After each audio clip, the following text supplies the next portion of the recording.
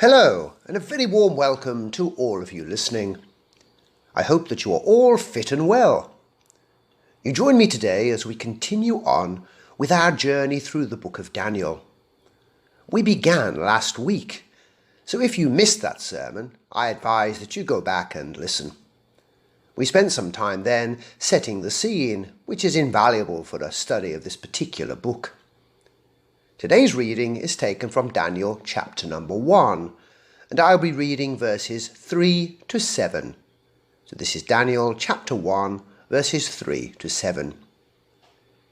Then the king instructed Ashpenaz, the master of the eunuchs, to bring some of the children of Israel, and some of the king's descendants, and some of the nobles, young men in whom there was no blemish, but good-looking, gifted in all wisdom, possessing knowledge and quick to understand, who had ability to serve in the king's palace, and whom they might teach the language and literature of the Chaldeans. And the king appointed for them a daily provision of the king's delicacies, and of the wine which he drank, and 3 years of training for them, so that at the end of that time they might serve before the king. Now from among those of the sons of Judah were Daniel, Hananiah, Mishael, and Azariah. To them the chief of the eunuchs gave names. To Daniel the name Belteshazzar, to Hananiah Shadrach, to Mishael Meshach, and to Azariah Abednego. This is the word of the Lord.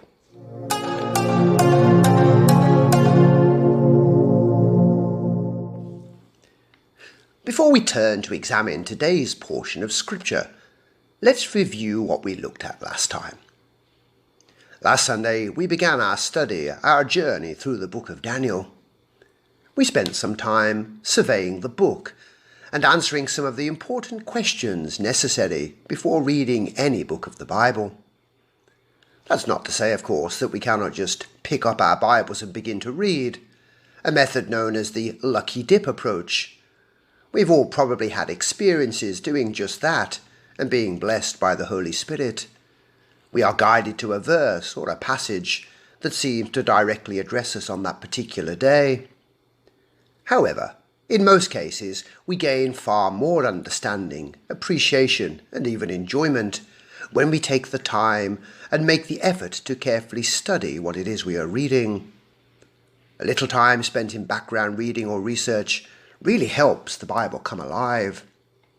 So last time, we asked a series of questions that furnished us with that important background.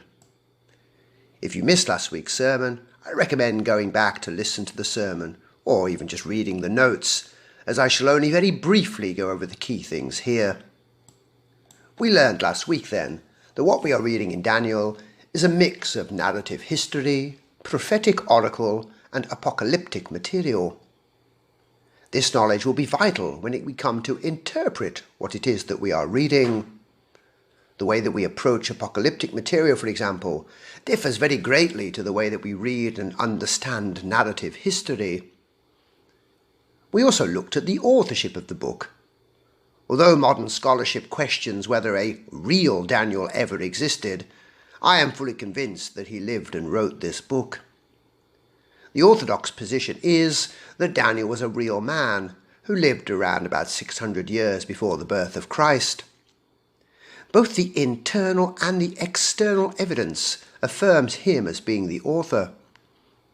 When it comes to the internal evidence, we see that the book claims to have been written by Daniel. On 9 different occasions, we read the phrase, "I, Daniel." The best external evidence is that the Lord Jesus Christ spoke of Daniel as being a real prophet. If you'd like to see that, check out Matthew 24, verse 15, and that's good enough proof for me. We then went on to consider the dating of Daniel. Again, in modern times, the traditional date has come under extreme scrutiny. However, once again, the arguments of the skeptics do not convince me. They, you see, seek to dismiss the prophetic elements of the book by claiming that its accuracy comes from being written long after the events that it describes having taken place. Clearly, such a view rejects the supernatural elements of the book and the fact that God revealed many things to Daniel. That is the whole essence of the book. If you remove that, well, what's left? So I believe that Daniel was written at some point between 536 and 530 BC. Following this, we touched briefly on Daniel's purpose in writing and the audience that he had in view. He wrote to encourage his fellow Jews to have courage and to not lose hope in God. Things were difficult, and they were facing a hard time living in exile. But God always remained in complete control. He would never leave them or forsake them. We finished up our survey by briefly outlining what the book of Daniel is all about. The first 6 chapters, part 1, outline the experiences of Daniel and his 3 friends as they adjust to their new life in exile in Babylon. These brave young men face serious trials, but on each and every occasion they refuse to compromise. In part 2, chapters 7 to 12, we read of 4 visions of the future given to Daniel. With our survey complete, we then went on to examine the first 2 verses of chapter 1. Daniel begins by placing us at a very particular and significant moment in Judah's history. The wicked and ungodly king Jehoiakim was on the throne of Judah. Israel, their northern neighbour, had already fallen back in 722 BC. But God in his mercy had granted Judah, who at least had some good rulers, a grace period of a further 120 years. However, God's patience eventually ran out. He would use the Babylonians as his instrument to bring punishment and eventually induce change. In 605 BC, Nabuchodonosor became king of the Babylonian Empire. We know him better as Nebuchadnezzar II. He was an ambitious young man of 25 who wanted to see his empire flourish and grow. He had already beaten back the Egyptians and the Assyrians, and now he had his eyes on little old Judah. In September 605 BC, he marched his forces down to Judah and besieged the city of Jerusalem. This was to mark the beginning of the end of Judah. In 597 BC, he returned again to attack the city, and in 586 BC, after the puppet king Zedekiah rebels, Nebuchadnezzar came for his 3rd and most devastating attack. Jerusalem was burnt to the ground and the temple was destroyed. But back to 605 BC. The city of Jerusalem is unable to hold off the Babylonian forces and is quickly overrun. King Jehoiakim is taken in exile back to Babylon. Along with him are also taken some of the priceless treasures that have been looted from the temple. And I spoke to you last time about the significance of this act. In the ancient world, each people group or nation had their own god, or gods in most cases. When you defeated your enemy on the battlefield, it meant that the gods you served had also enjoyed a spiritual victory over your enemy's gods. So you then took the treasure or the idols of your enemy and placed them as an offering of thanks or as trophies in your own temple or religious sites.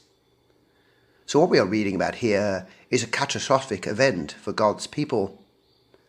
Their capital city had fallen, their temple had been defiled, and the temple furnishings and articles that were needed to properly worship God had been taken away to an evil pagan land.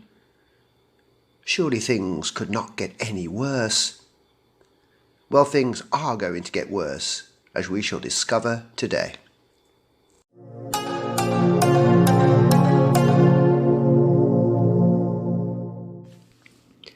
Verse number 3. Then the king instructed Ashpenaz, the master of his eunuchs, to bring some of the children of Israel, and some of the king's descendants, and some of the nobles. We spoke last time about King Nebuchadnezzar taking some of the valuable and indeed necessary furnishings and articles from the temple in Jerusalem back to the city of Babylon. I spoke then in some detail about his motivations for doing so. But here we see that the king also has his eyes focused on another priceless treasure. In addition to the material prizes that he has acquired, he also wants to take back some members of the royal family and other nobles. Or to put it more plainly, he wants to take the cream of Judah society back to Babylon. What was his motivation in wanting to do this? Well, it demonstrates that Nebuchadnezzar, although young, was certainly no fool. He was actually a very shrewd operator. Taking these important people back as hostages meant that he now had some degree of leverage over God's people. Those left in Judah would be less likely to revolt or rebel, knowing that their countrymen were being held in Babylon. This would certainly be the case if your young son or daughter had been carried off into exile. Also, it cemented in the remaining population's minds the fact that they were now living under Babylonian rule. Whenever they noticed a gap in the social hierarchy, they would remember where this person had gone. They would be reminded that their best and brightest young people and leaders had all been taken away. But Nebuchadnezzar also had other longer-term goals in mind. He wanted to Babylonize Judah's elite, the children of Israel.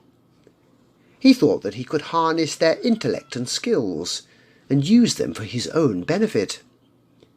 His intention was to provide them with an environment in which they could excel. In doing so, he could harness their intellectual abilities and win them over to a Babylonian worldview. The more that they assimilated into Babylonian ways, the less likely they were to want to rebel against his rule. Perhaps he also intended to eventually send them back to rule or govern things on his behalf. So you see, it's really a very good plan. We saw a similar thing take place at the end of the Second World War. The Americans and the British recognized that Germany had a high level of very elite scientists, men whose skills and knowledge would be of a great benefit to the Allies. Of equal importance was the knowledge that the Russians were also keen to obtain the information that these scientists held. So in 1945, a covert affair, originally dubbed Operation Overcast, but later renamed Operation Paperclip, was launched. The program ran until around 1962 and resulted in roughly 1,600 German scientists and their families being brought to the United States to work. One of the most well-known recruits was the rocket expert Wernher von Braun. Von Braun later became director of NASA's Marshall Space Flight Center, and he was the chief architect of the Saturn V launch vehicle. So a man who had originally used his skills to design the V-2 rockets that destroyed many UK cities went on to propel 24 American astronauts to the moon. Although the Allies knew how useful these German scientists could be, they perhaps did not appreciate at the time the valuable contribution that they would all go on to make. And we're going to witness a similar thing here. King Nebuchadnezzar can hardly have anticipated the value that Daniel and his friends would bring to the Babylonian Empire. So Nebuchadnezzar instructs the master of his eunuchs, a man named Ashpenaz, to select and bring some choice members back to Babylon. Ashpenaz was tasked with finding men suitable to eventually come and work in the king's palace. As an aside here, many have wondered over the years whether Daniel was himself made into a eunuch. The Jewish historian Josephus seems to imply this. In his Antiquities of the Jews we read, "He," meaning Nebuchadnezzar, "also made some of them the most noble of the Jewish children to be eunuchs." We know that Daniel served in Babylon during a time in which many of the slaves were castrated and made eunuchs. This was usually a prerequisite for those employed in the royal court. This was done to minimize the potential for court intrigues and prevent court officials fathering children who might rise up against the king. Additionally, we know that Daniel was never married.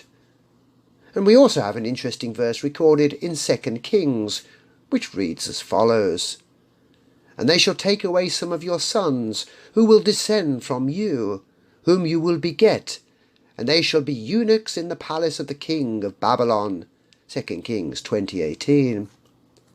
So is this verse a reference to Daniel and his friends? In truth, the Bible does not say either way, so we cannot be dogmatic on the issue. Whether Daniel was or was not a castrated eunuch is ultimately irrelevant to his role in God's plan. But let's read on and see what criteria Ashpenaz was to apply when looking for potential Israelites. Verse number 4.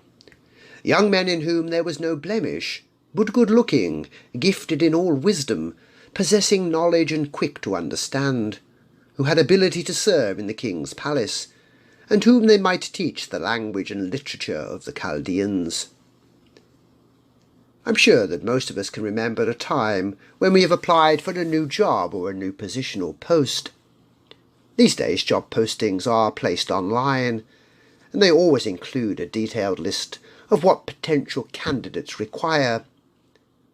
Typically included in such documents are what level of qualifications are required, what previous work experience is preferable, how old a candidate should be, and what kinds of skills or expertise is to be expected. Here in verse number 4, we have a job description given for the kinds of men Nebuchadnezzar was seeking for positions at his palace. Simply stated, he wants the brightest and best. Well, let's look at each criterion in turn. Firstly, they were to be young. The text emphasizes their youth and hints at their inexperience. Although there are words in biblical Hebrew that would indicate that Daniel was an adolescent or even a young man, the author here employs the Hebrew word yeladim. This word usually means children or boys. And as I've mentioned to you before, most scholars think that Daniel and his friends were, at this time, teenagers, aged somewhere between the ages of 13 and perhaps 20. This was deemed the perfect age to mould and permanently shape these young men. How true this is! As Aristotle said, "Give me a child until he is 7, and I will show you the man." Today we often see young people in schools and even universities being subjected to intense indoctrination and, in effect, brainwashing. We should never forget our God-given roles to properly raise and educate our children, to know and to love the Lord. An hour a week in Sunday school cannot really compete with 50 hours in the public school system. Secondly, they were to be without blemish. This is referring to both their physical appearance and also to any potential character flaws. Those that were going to be chosen were to be perfect specimens. No one with a handicap, deformity, visible deficiency, or obvious character flaw was to be selected. Thirdly, they were to be good-looking. After all, they were to be seen in and around the king's royal residence. Naturally, the king did not want to be surrounded by ugly things, or even ugly people. He lived in a sumptuous palace. He wanted to only see those with pleasing or admirable facial features. Throughout the Bible, the physical description of a character is often a clue to his or her personality. I might also add here that Gentile nations often interpreted attractive appearance to mean that the gods had gifted said individual. So someone who was physically attractive was regarded as having been blessed by the gods. This made them a good person to employ, or perhaps just even to be around. And even today there's a widely held belief that good-looking or beautiful people have an easier life and receive many benefits. Of course, I've never found that to be the case. Only joking. Fourthly, they were to be gifted in all wisdom, possessing knowledge and quick to understand. We get here some insight into the purpose for which these young men were being selected. The intention was to train or educate them for future palace service. Therefore, young men who neither had the intellectual capacity or aptitude for study were to be excluded. Writers of the Old Testament regarded the knowledge of God as being the beginning of wisdom, but this was not likely to have been a priority for Nebuchadnezzar. Nevertheless, he is still seeking smart young men who are sensible and wise, and who possess a good degree of common sense. Part of his motivation in selecting from the elite levels of society is that they are more likely to have received a good education back in their homeland, and things are not always so different today. We tend to assume that the children of the wealthy and the elite have received a better quality education than those on the lower socio-economic levels. This is, of course, because they can afford the best schools and private tuition if needed. So when we put all of this together, what must our conclusions be? Obviously that Daniel and his 3 friends are amongst the brightest and best of the children of Israel. The job description that was given was exact and demanding, but Daniel and his friends seem to have met the very high standards. Donald Campbell sums it up very nicely in his book on Daniel.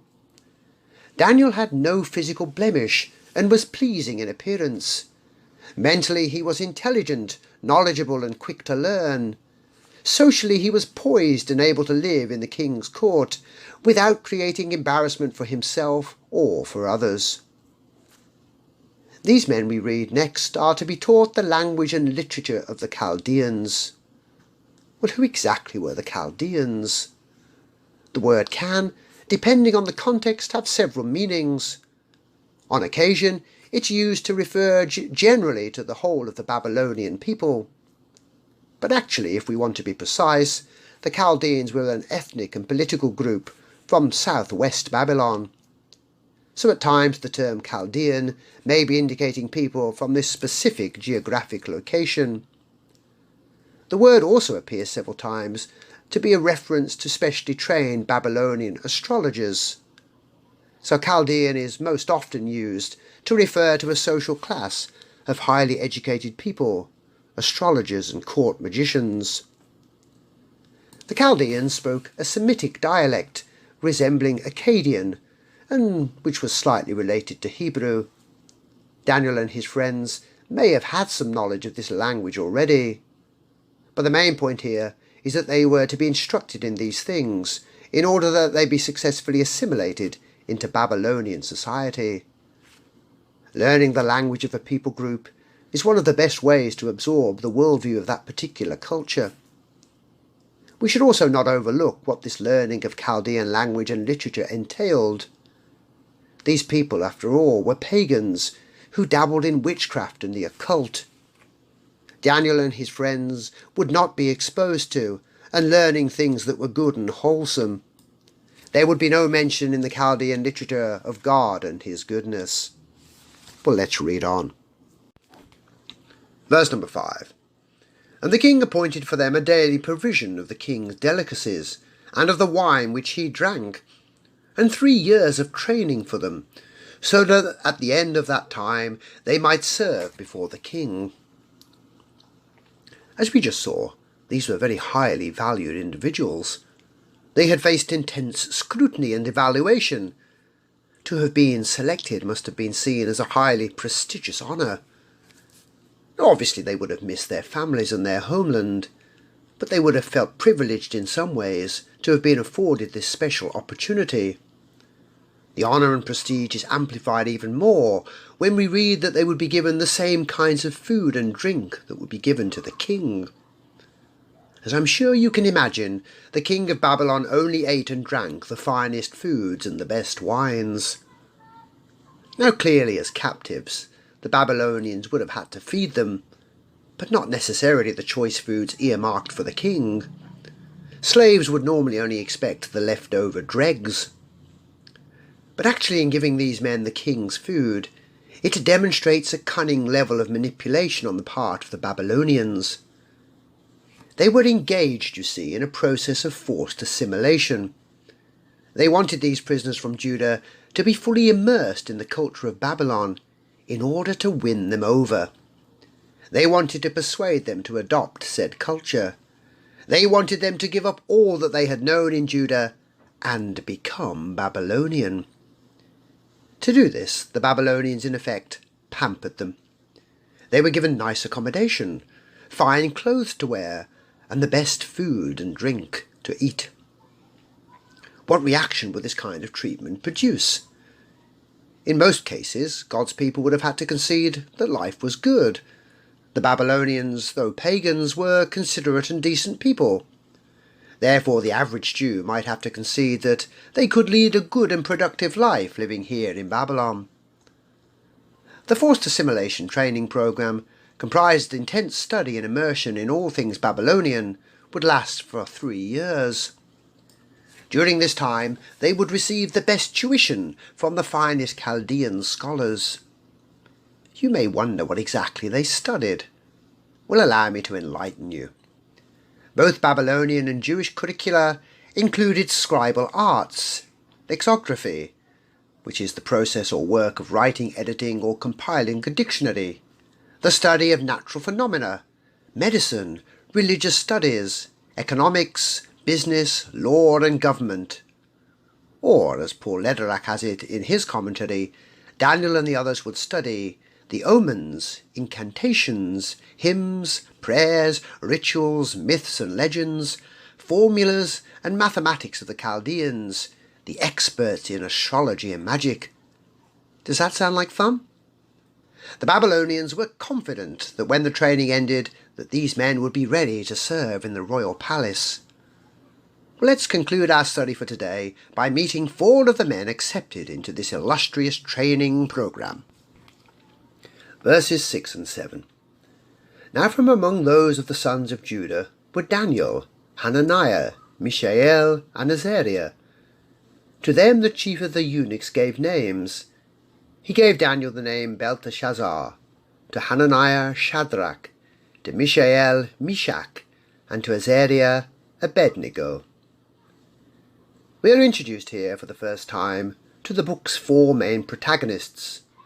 These men will form the central chord about whom part 1 of the book revolves.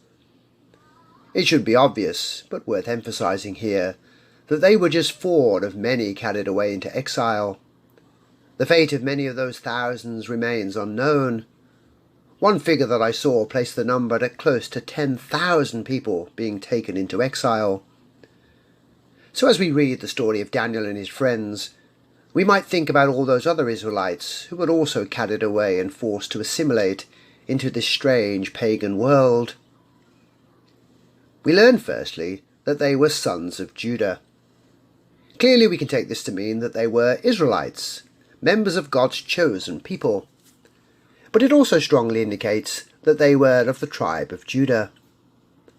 We are then given their Hebrew names. You will note that their names end in either El, El, or R or Yah. This is not an accidental coincidence. It's quite deliberate.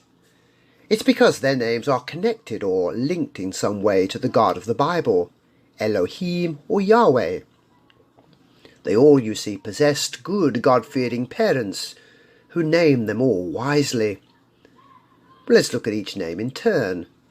First we have Daniel. Daniel means God has judged. Hananiah means the Lord has been gracious.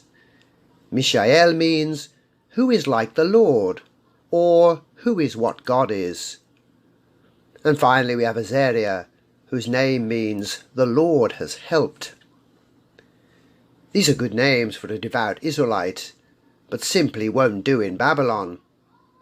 As we spoke about before, the Babylonian intent was to completely assimilate these men and in effect make them Babylonian. Therefore Ashpenaz, who would have been a highly educated and smart man, gives them all new names. Names that will be more appropriate for people now living in this pagan world. Monikers that would not refer to Yahweh, but indicate a link or connection to Babylonian deities. Let's examine their new names. Daniel is to be renamed as Belteshazzar. The most popular and revered Babylonian deity was Marduk. He was often referred to as Bel, which means Lord, in much the same way that Baal does. So the name Belteshazzar means Bel, or Marduk, guard his life. Hananiah is renamed as Shadrach, or Shadrachu. The Babylonians recognized and worshipped the sun god Ra, or Rak, and also a god named Aku. So Shadrach may either mean illuminated by the sun god or command of Aku. Meshach, or Meshaku, may mean who is what Aku is. And finally we have Abednego, or Abed-Nabu perhaps. Nabu was the Babylonian god of scribes, literacy and wisdom. So Abednego simply means servant of Nabu. Daniel and his friends were devout and committed Israelites. They worshipped God and sought to be faithful to him. We can therefore only imagine the great unhappiness that they experienced when their good God-honouring names were replaced by names intended to praise and acknowledge demons. However, as we shall see, they did not allow the external labels placed upon them to change the internal commitment they felt to God. They were able to resist the urge to conform to the labels that they had been given. How pertinent this issue remains today. How often do we label people in ways that can cause them discomfort, and in some cases damage the lives that they are able to lead? Some of the common negative labels that we use for people include fat, lazy, weak, a loser, and stupid.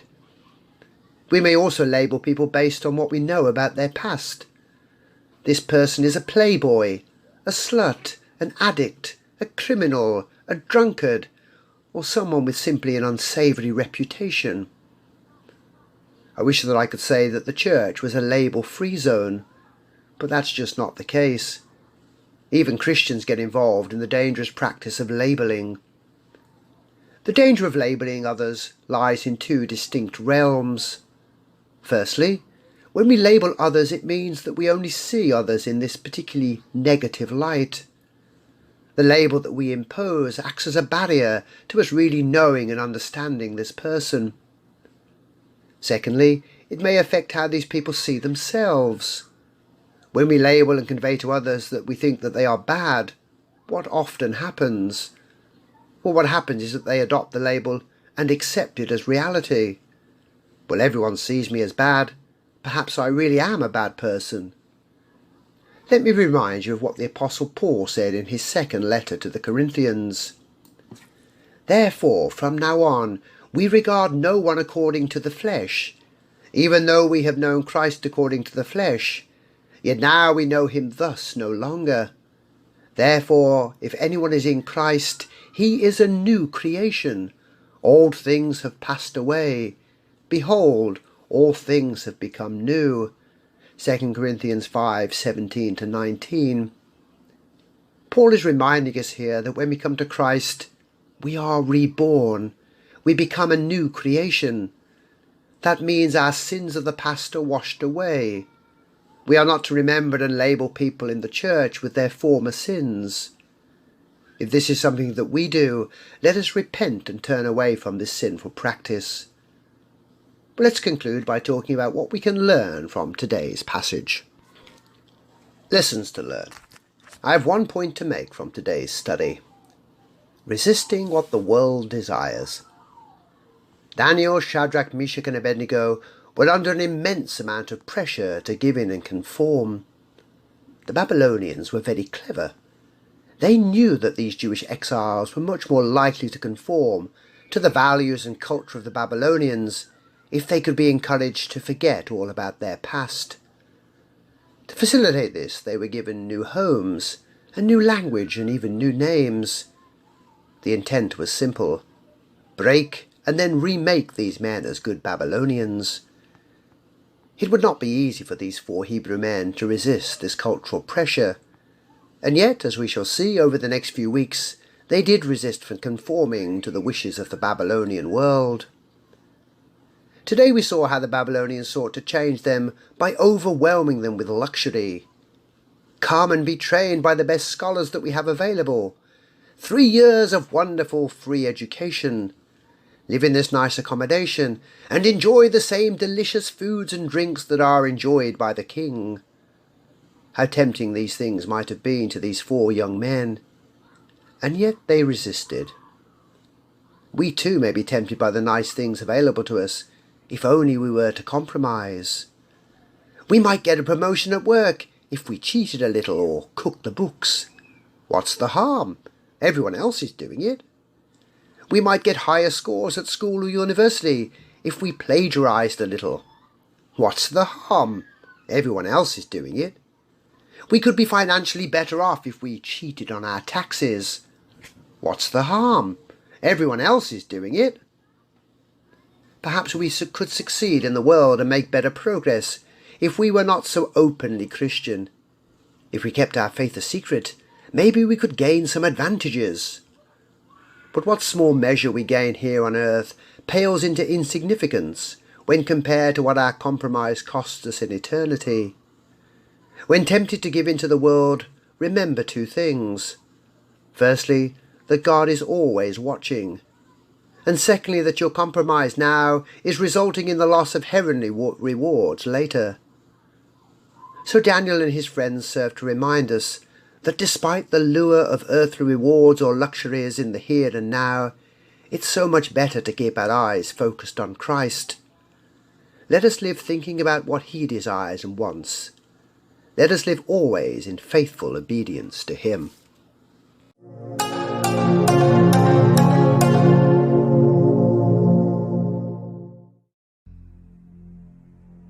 The Book of Daniel.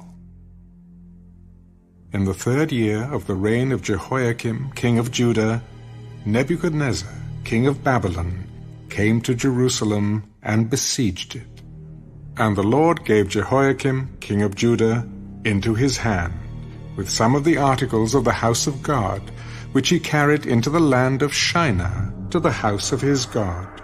And he brought the articles into the treasure house of his God.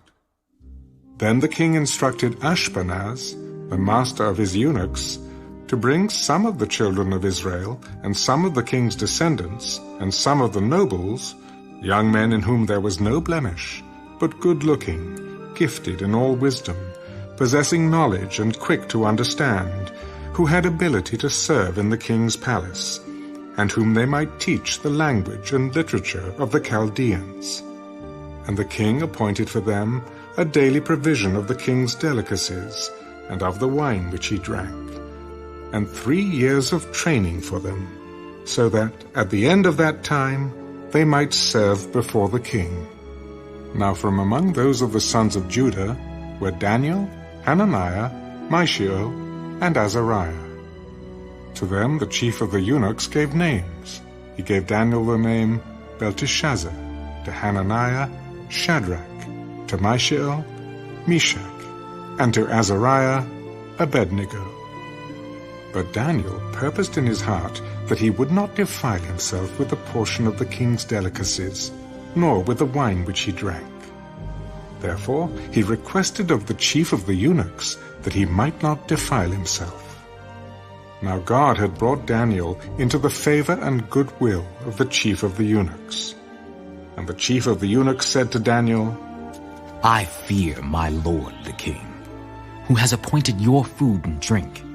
For why should he see your faces looking worse than the young men who are your age? Then you would endanger my head before the king. So Daniel said to the steward whom the chief of the eunuchs had set over Daniel, Hananiah, Mishael, and Azariah, Please test your servants for 10 days, and let them give us vegetables to eat and water to drink. Then let our appearance be examined before you, and the appearance of the young men who eat the portion of the king's delicacies. And as you see fit, so deal with your servants. So he consented with them in this matter, and tested them 10 days. And at the end of 10 days, their features appeared better and fatter in flesh than all the young men who ate the portion of the king's delicacies. Thus the steward took away their portion of delicacies and the wine that they were to drink, and gave them vegetables. As for these 4 young men, God gave them knowledge and skill in all literature and wisdom, and Daniel had understanding in all visions and dreams. Now at the end of the days, when the king had said that they should be brought in, the chief of the eunuchs brought them in before Nebuchadnezzar. Then the king interviewed them, and among them all none was found like Daniel, Hananiah, Mishael, and Azariah. Therefore they served before the king, and in all matters of wisdom and understanding about which the king examined them, he found them 10 times better than all the magicians and astrologers who were in all his realm. Thus Daniel continued until the first year of King Cyrus.